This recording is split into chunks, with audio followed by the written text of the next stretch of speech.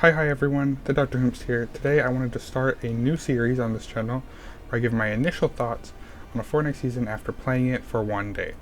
And I'm calling it Top of the Season. It is a little late admittedly, starting in Chapter 2 Season 4, but I wanted to make a video, so here I'm making this one. So first off, I am going to talk about the theme. This season they're doing Superheroes V2, essentially, which is actually really cool because now they have the clout to actually collab with Marvel, which they didn't previously have back in Season 4, I believe it was, again, when they did the first time. And honestly, I think they really knocked it out of the park with this one. Everything from the Battle Pass to the gameplay works really well with the theme. With that in mind, let's talk about the Battle Pass. It's quite different this time while also being exactly the same. This go around, it is essentially all about the skins and their accessories. Everything relates to the skin itself. There are very few dances and things that are not related to the skin. There's nothing really related to the season itself. It just feels really different. Most of the items can only be usable with their corresponding skin, which I will kind of say is a shame. However, the skins and items go really well together and are really cool. And the Battle Pass in general just seems like a really cool take on the superhero thing, and I think they've done a really good job on it. Having discussed that, let's talk about the gameplay itself. In this season, they unvaulted lots of cool items that I had personally missed, aka the pump shotgun. While those had been added back, they removed the weapons that had kind of stopped being used, i.e. the tactical shotgun.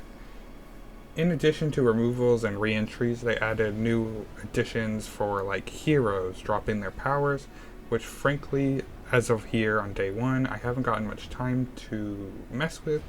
They kind of seem like they might break up the gameplay loop a little, like adding a little variety, also not adding too much in the grand scheme of things that'll like unbalance it or make anything any harder, because in the end, we got a victory royale today without using any of the new powers to do so.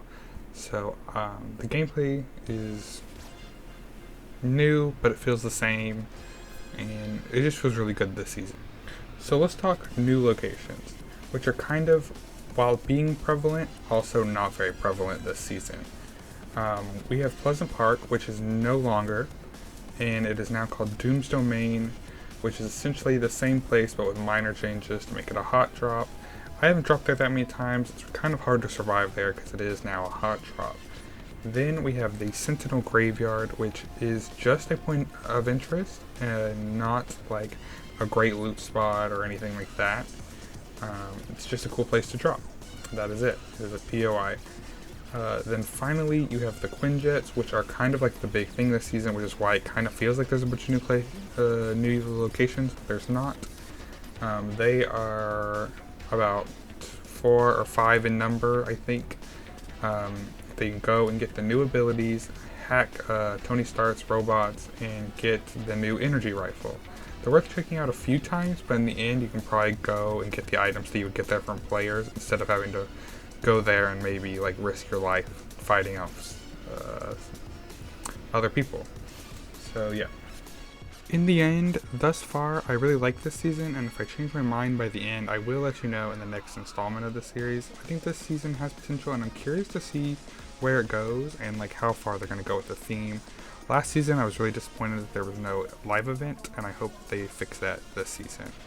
And that is all I have to say about this season. I hope you enjoyed watching.